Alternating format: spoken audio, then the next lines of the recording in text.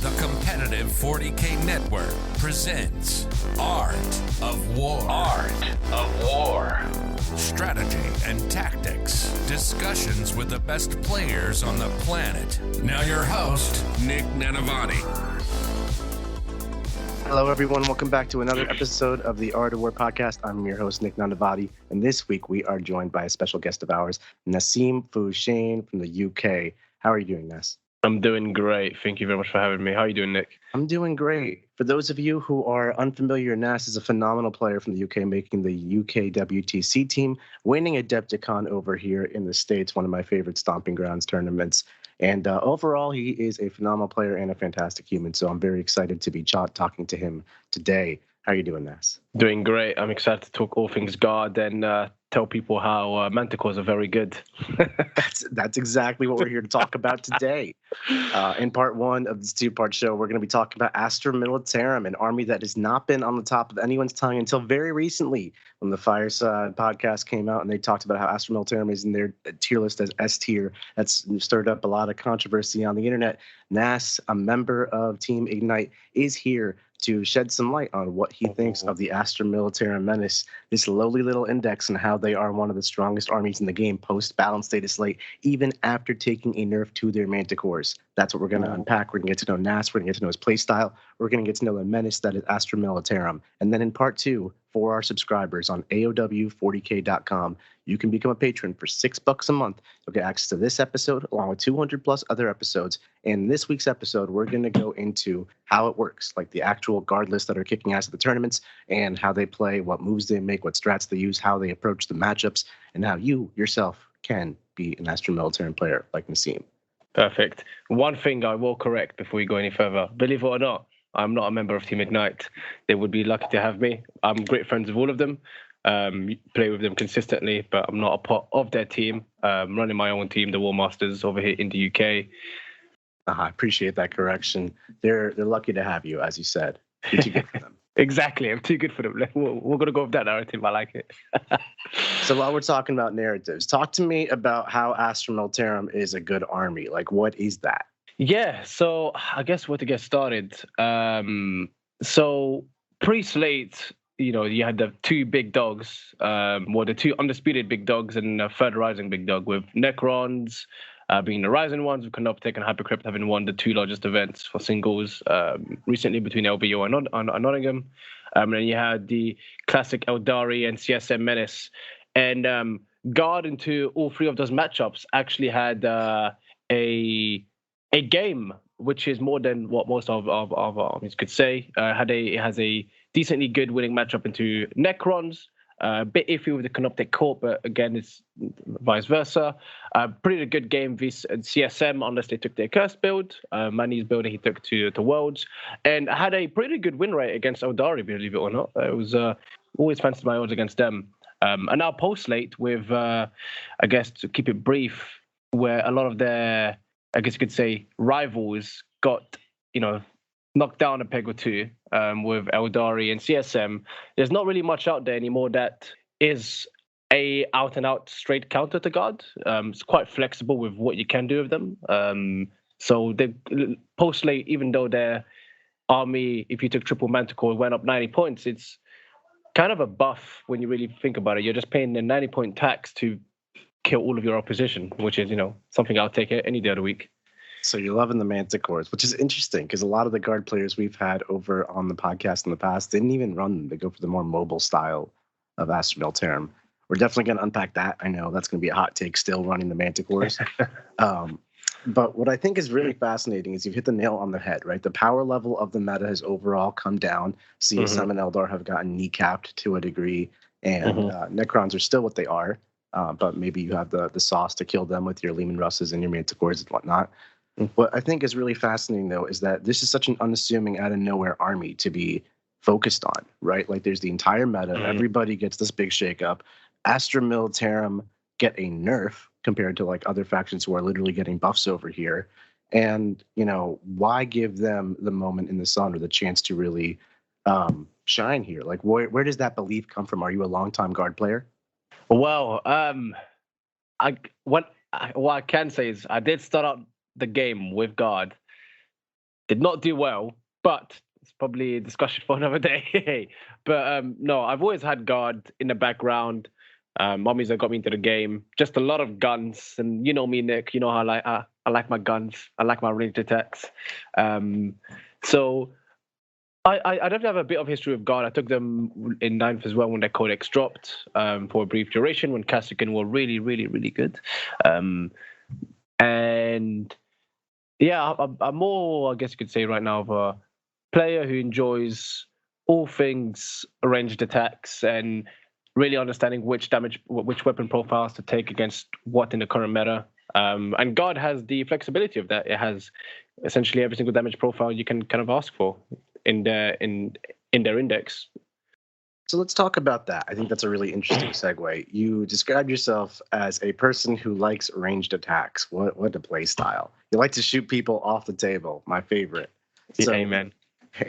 You've got these Tower Crisis suits. You've got your Eldar Wraith Knights and your Wraith Guard, and now you're saying guard. So what is being a shooting player in today's game entail? Especially because where you play with a lot of UKTC and WTC terrain. Those boards can be WTC can be very dense, and UKTC has certain specific angles and certain specific staging points. So how do you, as an Astra Militarum player or any style of shooting player in today's modern, fast-paced midfield objective combat meta, navigate your army? Yeah, so I think you kind of touched a little bit of the problem there for any, I guess you could say, one of the few things that stops any good gunline out there really is those fast melee armies that are able to stage hyper efficiently, and you being unable to essentially dig them out of their little L's or little pockets. So I think that's definitely important. As just fundamentally when you play a predominantly, ranged attack army, like a gun line, as we say, rather than having an army that is more close combat, is you need to have the ability to at least be able to move block key assets of the board where the melee, essentially the melee army isn't able to just run deep into your guts, for the lack of a better phrase, and be able to dig them out, right? Be able to send resources, trade somewhat efficiently, be able to move block, but realistically remove those key resources. And one of the best things in the game to do that has predominantly always been indirect or flyers. Now, flyers are not what they used to be. Oh, thank God for that. I hope it stays that way. We're all happy about that one. Yeah, we're all happy about that one. No one is upset. That's fine. But the other one is indirect. And if you've noticed, Nick, in the recent recent changes, they've nerfed all forms of indirect, regardless of what it was. It's all taking a points increase. Spinners, the Manticores for guard, even the Humble Whirlwind never did anything. Game-wide indirect nerf, absolutely. Yeah. Except Fate Weaver. Fate Weaver got his indirect buffed. He went down 15. What a boy. Yeah, but but poor Fate Weaver, he probably needs it. I don't know if we'll see him, but he probably needs it. Bless his heart. But yeah, so you have that, and so indirect is just one of those things that is essentially, it's unavoidable damage, right? It's you're gonna if you're unable to reach the indirect piece, that indirect piece is gonna shoot you for 5/10 of the game. And that's 5/10 of the game that's going to accumulate value. It may not pay back its point in a shooting phase or two, but it sure as hell will in 3, 4, and 5. Right? It's so you have that. Everyone knows how great indirect is, right? It's uninteractable. It's blowing you up. You're dying, and you can't stage behind walls against it. So is the back of your whole argument Manticore is still awesome, guard for the win? Well, Manticores are definitely still awesome. I definitely think there's builds for guard out there that will be pretty damn good, even without the indirect pieces. But that's a whole separate discussion. But right now, Manticores for their price points going up from 150 to 180. They're still very good and are still a core part of guard. How they started out in the index at 105 points, I will never know. 75 points later, and we're still taking free. So it just goes to show, right? The profile on the Manticore is hyper efficient into essentially what is most of the game. It's very good recently infantry because it's damage free. A lot of elite infantry like Custodes, 8-bound, Terminators, etc. Wraith Guard, how we see before, might not see them as much now. All 3-wind infantry, all predominantly anywhere between toughness 5 to 7. which means the Manticores wins those profiles on 2s to 3s. And the good thing about Guard Indirect, which is unlike a lot of the indirect in the game, is that you can buff it significantly to the point where it can hit on 2s, reroll 1s without having to see its target, essentially. As God have multiple ways to ignore the indirect penalty via spotting with a scout sentinel, or using the expert bombardier stratagem so that you ignore the indirect penalty so it's not there. Plus orders, plus heavy. You can really get your indirect pieces to, one, not do, well, essentially one, to do significant damage, but two, to also be hyper efficient with that damage.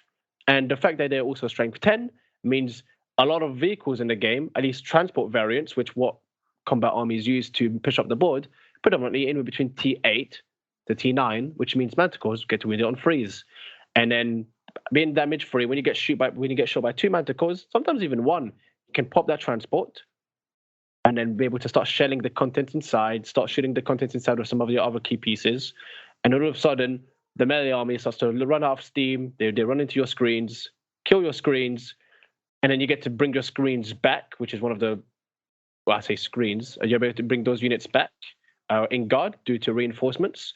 So you end up not really trading anything apart from a little bit of board position, but not really when you consider the fact when you bring your units from strategic reserve and are able to whittle down your opponent's resources incredibly fast because of your efficient damage profiles. Makes perfect sense. Basically, indirect fire shoots you behind the walls. It's a very specifically great profile at killing the elite infantry of the world, the 3-1 Custodes, the 8-bound, the Chosen, anything like that. And it's specifically capable of killing transport vehicles really well, too. So it's like indirect fire that you can't just tank by being tough for traditional sense. Exactly. And God also has multiple ways of buffing the damage output via extra AP. Whilst now with the changes, you can have you can essentially have +2 AP visa target with the stratagem, doing it once and then doing it again for free with Creed, which is stupid. And Hellhounds for ignore cover, or like whichever ways. Like there's multiple ways to buff your indirect, just buff your entire army with specific units. So I've been on the receiving end of a guard triple Manticore more than once in my life, and it is pretty terrifying. Your Manticores can pop off on any turn. You roll a bad round of saves, your life is just potentially over right then and there in your own deployment zone, especially if you go second. But the flip side, Nassim, is always what happens when you are going second as the guard player. You know, your opponent gets a good start. They're staged up in the ruins. It is basically Manticores versus the world, and you can set up your move blocks and whatever, but you're never going to really hold midfield primary as long as they're alive back there, and they're just going to accrue points until your Manticores table them. And, you know, I've played enough games with Exorcists to know that sometimes indirect fire just sucks, and you don't kill anything. So when you're in those kinds of situations, is there a fallback plan, or are you just trusting the numbers?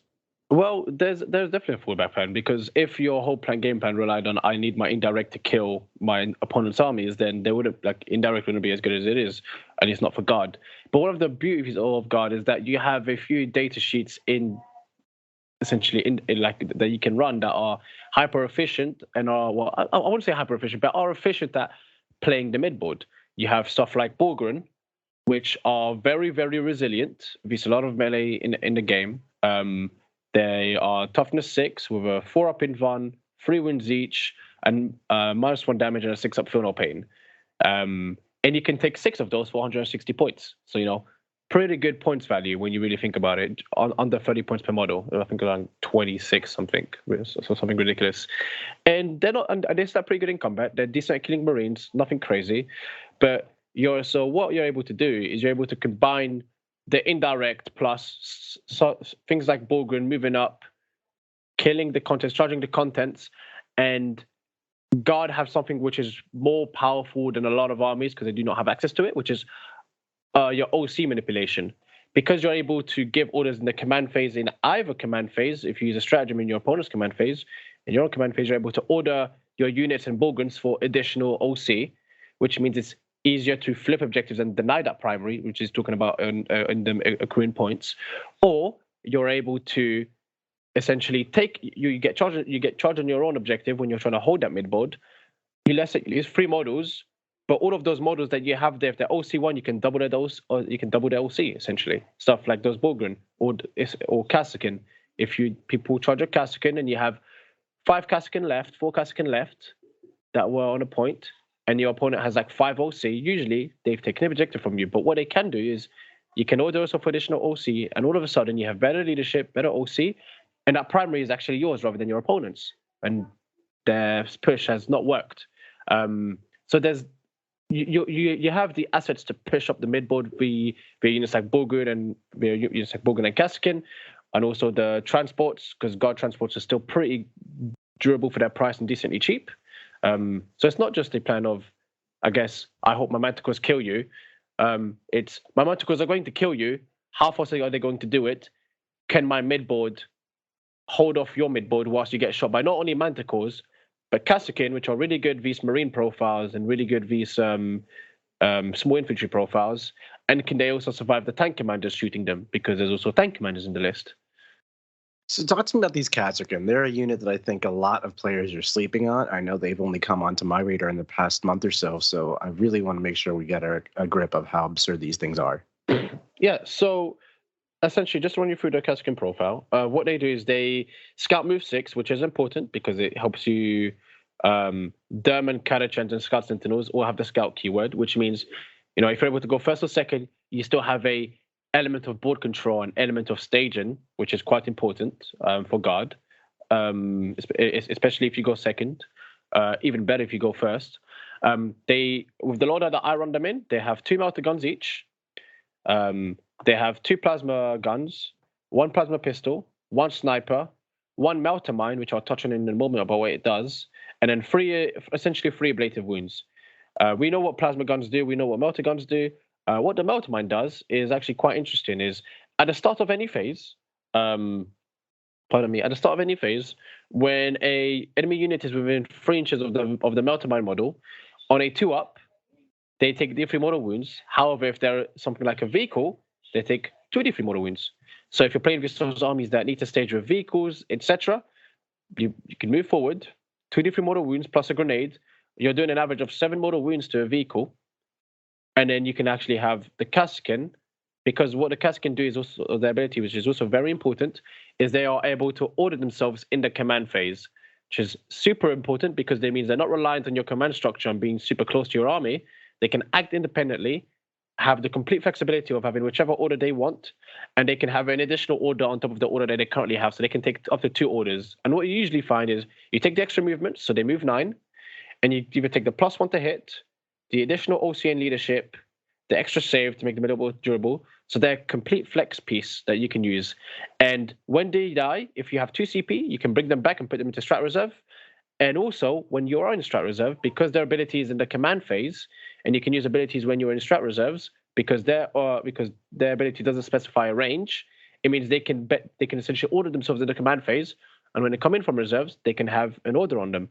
So if you're trying to go for a risky 9 or a charge, you can double their OC. All of a sudden, those 10 models or 20 OC. If they make a charge, it's going to take one off an objective and then take damage from a melter mine. If you need them to come in and shoot, they're going to hit on 2s because they hit on 3's base. And between all of those shots, they're going to pick up 5 Marines, 5 men of something. They might pop a transport, they might not. But between grenades and a melter mine, you have pretty good odds of killing a 12-win vehicle, 10-win vehicle, especially a 10-win vehicle. Yeah, they seem really awesome. I mean, you were talking for 3 minutes straight about just one unit and all the different things they can do. OD2 coming out of it. One of the things I really love about that is that fight against guard. I kill those Kassakin, I kill whatever cheap stuff they have, and then I take the objectives, and then they come back to life, and it's really annoying. They shoot me, and if they hit that YOLO 9, that stupid YOLO 9 that you're willing to spend a CP on, my objective's gone. That sucks. Mm-hmm. Mm-hmm. So I can definitely see how it's coming together, right? You have the midfield elements from all these Kassakin and their chimeras, and you have the Manticores and this tank commander. What is the full list? If you had to read it top to bottom, and then we'll go through kind of how it works and comes together. Yeah, so the list that I've been running previously and how it's changed post-late, because there's been very little changes, I'll say what it is currently post-late. So my list is currently 2 tank commanders, with a Demolisher, a Last Cannon, 2 Plasmas, a Heavy Stubber, and a Hunter Killer each. Pardon me. Then it's Leontus, good old horse boy. We have Creed. Then we have a Command Squad with Grand Strategists, so they can give an additional order. With a mortar, they have a Banner, and they have a Master Vox, so I can order 24 inches when I attach them to Leontus, which is very important. Then for my battle line troops, I have one squad of Catachans that attaches with those units. A good thing about guard battle line units is that you can have 2 units attached to them, 2 officer units attached to them, which is quite good. Then you have your other data sheets. I have 2 units of 6 Borgren, good old chunky boys, 3 units of Kasrkin. I have 3 Manticores, 2 Scout Sentinels, and I think that's the list. That's the list. Two tank commanders, 3 Manticores, 30 Kasrkin, and Toroxes, you said, or was it Chimeras? No Chimeras. Just walking around. They're just walking around. Just walking around. 2 Scouts. A couple Sentinels. Yeah, a couple. So how does it all deliver itself? Like if Kasrkin are just walking around, aren't they 6-inch moving infantry? I guess 9-inch moving infantry, but that's still like not that fast, right? See, you would think that, right? But they're deceptively fast. So when you factor in this, because Kasrkin scout move, as I mentioned before. So what they do is when you end up scout moving. So you scout move 6, so you have 6 inches in heavy DZ. Then what you can do is you order them for +3 move. So then they move another 9. So all of a sudden they've moved 15 inches. That's going to make any single mid-board objective just full stop when they move 15. And then between that and moving the Borgren up, because the cats can order themselves, it means it's not taking orders from your command structure. If your tank commanders are not shooting turn 1, which usually they don't, they just move forward, control pieces of the board, and then if they die, threaten a shoot on death. You have your Borgren that move 9 plus D6 when you're on advance. You have Kasrkin that are moving 15 plus D6 if you're not shooting anything. And all of a sudden, you'll end up controlling, and then you have 2 units, you have 2 one-man Scout Sentinels, which move 9 and then move 10. So your list ends up being deceptively fast. And the best part about it is when you start to trade your resources, like your Kasrkin and your Scout Sentinels, and you bring them back to life, they end up coming from strat reserves. They from turn 3, they delivered anywhere from a board edge. That's true. And then screening the backfield gets really challenging as the game gets longer and longer. Exactly, because they're losing gas head tank commanders. They're brawling in the mid-board with Borgren to stop you from maxing primary. They are taking Manticore fire that's worst case hitting on 3s. Realistically hitting on 2s. I'm seeing it come together. This is a really interesting strategy. One thing I find so fascinating about it is that you don't bring any of the scions or deep striking elements that naturally come in. I feel like with your indirect fire, you can shell screens and things, and then open up those holes. And much like your Kasrkin, like just go deeper on that strategy. Yeah. I've had multiple games where I will willingly sacrifice a tank commander, move them in a position where if it dies, because this tank commander ability specifically says it shoots on full profile. So it will hit on 4s, and if you've given it an order, because it gives it +1 ballistic skill, it hit on 3s. So when it shoots on death, it shoots all of its weapons on 3s. So all of a sudden, you're taking a shooting phase in your shooting phase, and then so you're able to open up screens that way. I've had multiple times where I've willingly sacrificed a squad of Kasrkin to clear a 5-man squad, just trade down on points and just spend 2 CP to bring it back, because next turn they can't screen that part of the board.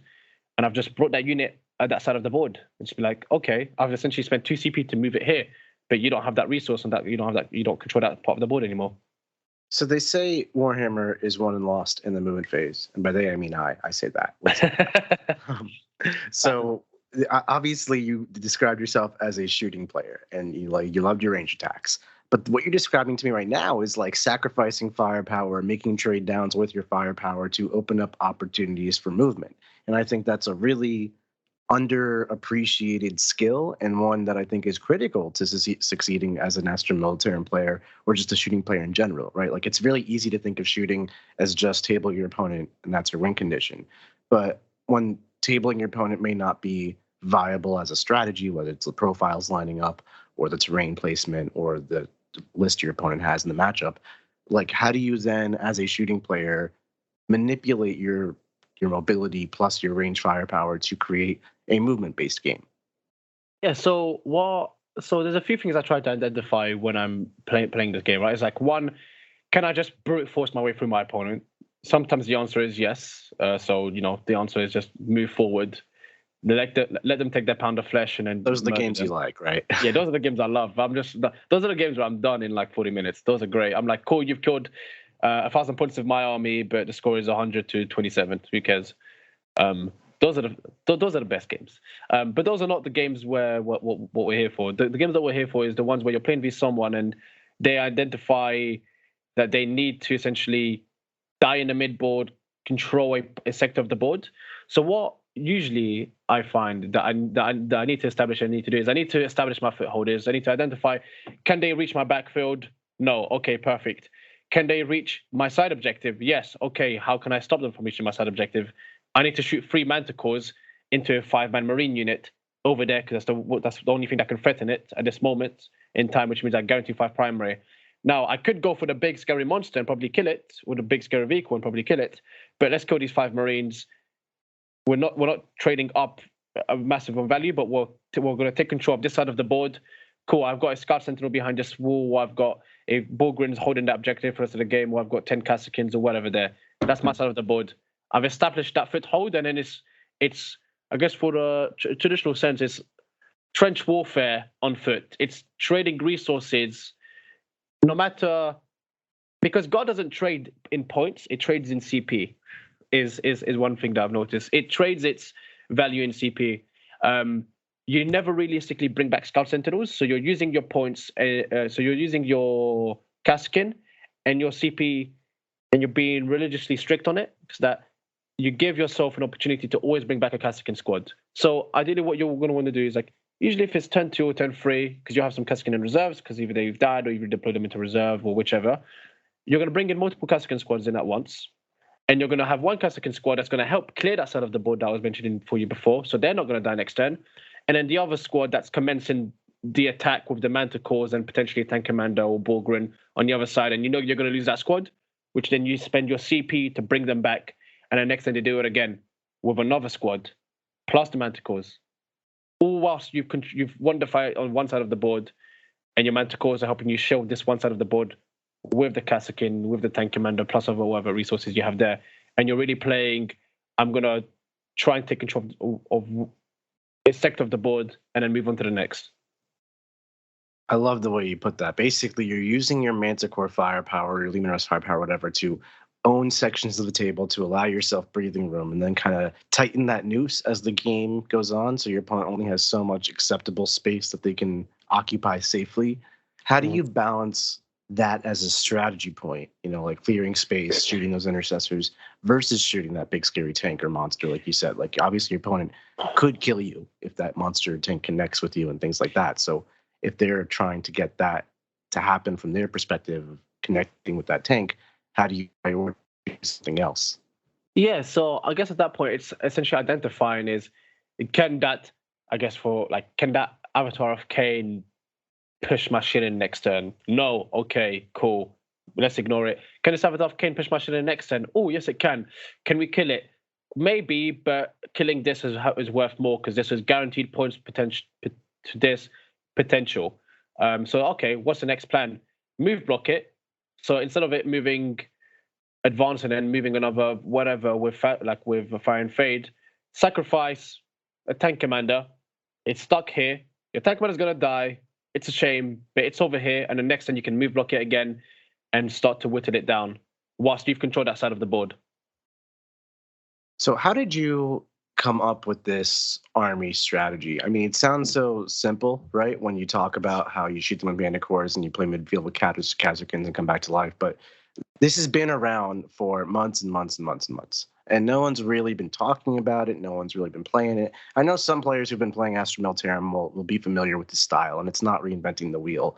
However, this is not something that has been storming the meta, and it's not something that has been very talked about in the competitive circles pretty much at all until recently. So why this sudden upsurge? Why did I stop playing God? I think so. I had you probably appreciate this, Nick. I had an epiphany after Worlds. Talk to me about that. How was your World Championships experience? Oh God, I loved everyone that I did that I met there. It was great. One of the best events I've ever been to. So I think second to WTC. But I wasn't overly happy with my performance because I was mainly frustrated at myself for the fact that I know I can do better. However, I may not have taken it as seriously as I should have. I may not have done as well as I should have. But those are all excuses at the end of the day, and excuses are not befitting for champions. So we're not going to make those. I do appreciate that attitude. I do. So I had a great experience there. But what came learning from it is the fact that I need to understand the meta, and not just understand and know what's good in the meta, but I need to actually understand what's in the meta, why it's good, why everything's doing why it's working a certain way, and I need to come up not with just a counter strategy to it, but I need to come up with a list that's not only going to give me a game into the meta, essentially, and where I can leverage my player skill, but I need a list that is going to shake things up, right? And I took a lot of inspiration. Be really favorable into the meta armies. Yeah, exactly. Or the worst case, right? Give them a game. You give them a game if you go first or if you go second. I think with my guard list so far, because I've taken it to 3 events, I have gone first 3 times out of 15 games. It's pretty close to average. Yeah, tell me about it, God. Life would be simpler, but it's not the case. It's not the case. So I came. I think because in my first game of Worlds, I ended up losing to Astra Militarum, and I was like, okay, I could have played this probably a little bit differently. A few things maybe didn't go my way that I needed to, but the way this Astra Militarum list is structured works really well. I like it all synergizes together. But that wasn't the nail in the coffin for me. It was when I went to Leicester. My first event after Worlds, I think a week and a half after Worlds, 2 weeks after Worlds, and I took World Eaters and I played this Astra Militarum, and I was just like, again, this army, and I was like, it's actually it has all of the tools, because like I own Guard, I know Guard, I practiced Guard for last WTC for a little bit. I read the index, I was like, yeah, this list will just index is just very unassuming, because everybody knows the indirect list that Scott took he took WTC and performed really well with it. I think he was the highest scorer. But that indirect list got nerfed, so people just moved away from Guard. And I thought to myself, this index has so much flexibility in what it can do. It has the indirect, it has the durable infantry, it has the good direct shooting, it has all of the essentially Lehman Ross profiles for whatever you need in the meta. If there's 3 wound infantry everywhere, that's hyper elite. You have an executioner. Oh, there's loads and loads of vehicles. There's tank commanders with demolishers. There's close combat people in transports. You have indirect. Kill it. Pop it there and demech them. So I thought to myself, I was like, okay, this has a lot of essentially. It's a very toolboxy. I guess for lack of a better phrase, it's a very toolbox-like index where you're able to craft whatever kind of list you need in a list building stage and take that into a list. So my approach was, let's take an all-comers list. Let's take something that maybe doesn't all synergize amazingly well, but they're all good profiles. They can all hold their own. Each unit here can hold its own. But because they can all hold their own, they can somewhat work together, even though they don't work together through abilities. They work with each other through the strength of data sheets and through the strength of what's currently good in the meta. Nice. I really love that answer. Basically, learn your lesson from Worlds, really understand the meta and kind of counter build for it. And it's easy to kind of look at the meta when it's known. Obviously Eldar and CSM with Necrons on the rise, as you pointed out, were very good. But right after this balance stage, it's like there's a huge shakeup, right? There's so many different armies to consider. How do you necessarily begin that process of figuring out what the meta looks like, so close after a balance data slate? So I guess my approach because I'm still analyzing it now, right? I'm still having talks with members from Team England, from my friends at Ignite, just with a whole range of people, still coming to essentially understand what's really changed, what's really been affected, what's really been hit hard, what's really not been that hit hard, what's been buffed, but has the buffs been enough? Have the nerfs been enough? And it'd be arrogant to say that I've got it all figured out. I don't. 100% I don't. But we can take the previous meta as somewhat of a, I guess you could say, as a chart and be like, these are all of the armies power levels. This is what's outwardly been buffed. This is what outwardly has been nerfed. How critical were those buffs and nerfs to each army? And then applying the rules after that to it, I guess, is the way to approach it. And it's the way that I'm trying to approach it. Because outwardly, when you think about it, points-wise, Custodes, for example, didn't get too much of a buff. They've got essentially like 50 more points, so which is like another model. However, when you think about it in comparison to what's been nerfed in the game and how they've been buffed and how some of the rule changes, such as Trajan's ignore modifiers, all of a sudden you start to think, okay, Catan's very good in meta. Ignore modifiers got buffed. Okay, that's actually enough to Catan's. That's enough to a lot of Necron-less people taking Catan's. Oh, that means armies like Sisters and Ironstorm and Custodes actually end up doing better into those sort of armies. And that's just, I guess, one way of processing and really analyzing it.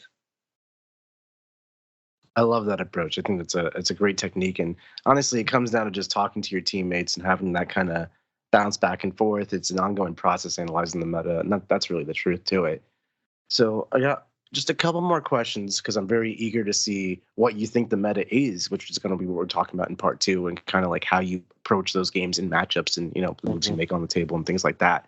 But before we get there, what about your secondary game with this army? Are you doing tactical most, or are you looking for fixed? So the beauty of it is that you can take either. You have the benefit of taking fixed because, Leontis gives you that additional CP, so you're not reliant on cards for the extra CP, which is, hypercritical. But I believe I think I've always gone tactical with the exception of playing these Chaos Knights where, these Chaos Knights or these the Marine with loads of vehicle lists, like the Oops 10 vehicles. Like Tau, things like that. Yeah, exactly, right? Like where armies where, it's like, I'm going to score just 20 by bring it down by just playing the game. Let's just bring it down and have one of our idiot units do an action in the middle every now and then. But apart from that, it's tactical. And when you think about it, tactical is really good when you score those cards because your opponent can't plan for it. They can't have a game plan to counter it. They can't be like, oh, what if they draw Cleanse and Homers? Oh, they've scored 8 points this turn? Okay, this is not good. My fixed cards are only giving me 3 this turn. Right. And do you find getting that control and tempo is important where you have to get your opponent forced to come and stop you from winning? 100%. Because... And that's why you want the speed with the guard. You want all of those scouting units that actually are quite good, is because majority of the cards are scored in the midboard. The only one that you can do on these is 1 investigate signal or 2, and defend. Apart from that, majority of the cards are scored in no man's land, with the exception of capture enemy outpost, behind enemy lines, and I think those are Storm Hostile, but I think it's mainly just those 3 cards. All the other cards you can score by being in the midboard and having a presence in the midboard and having a strong enough presence in the midboard. Essentially, how strong your presence is in the midboard and how much OC you have in the midboard, which is what Guard is really good at, is going to determine how well you score your cards. So there's a lot of points to be gained from tactical cards based on getting behind your opponent, capture enemy outpost, deploy homers ends up being 5 points, behind enemy lines, investigate signals. Mm-hmm. Do you prioritize that, like clearing screens so you can get back there, or is that like if it come to it as we get there?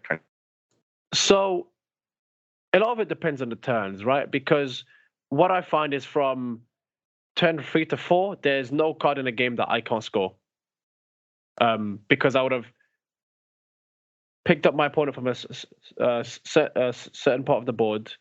Turn 1, if you like, most people are not going to score capture enemy outpost. Opportunistic, right? Like you don't try capture enemy outpost 1. It's like it is what it is. It's like okay, but sometimes it can be like turn 3, and I'm like capture enemy outpost. Yeah, I can do that. Nice. So if you had any piece of advice to give an aspiring Warhammer player, whether it's an Astra Militarum player trying to pilot this list or just a person trying to get better, what would that be? If I had to know, that's a single piece of advice.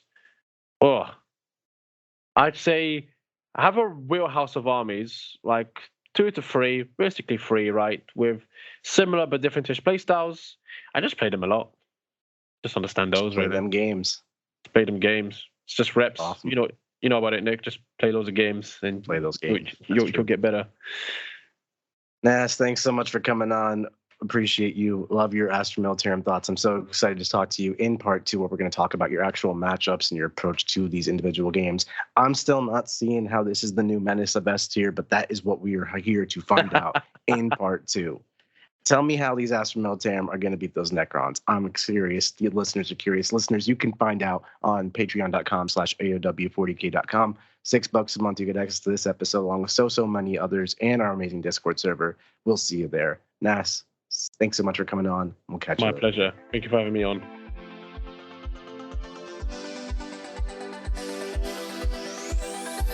Like what you just listened to? Check out Art of War Down Under and Art of War Unbroken on the competitive 40K network. The Art of War 40K.com.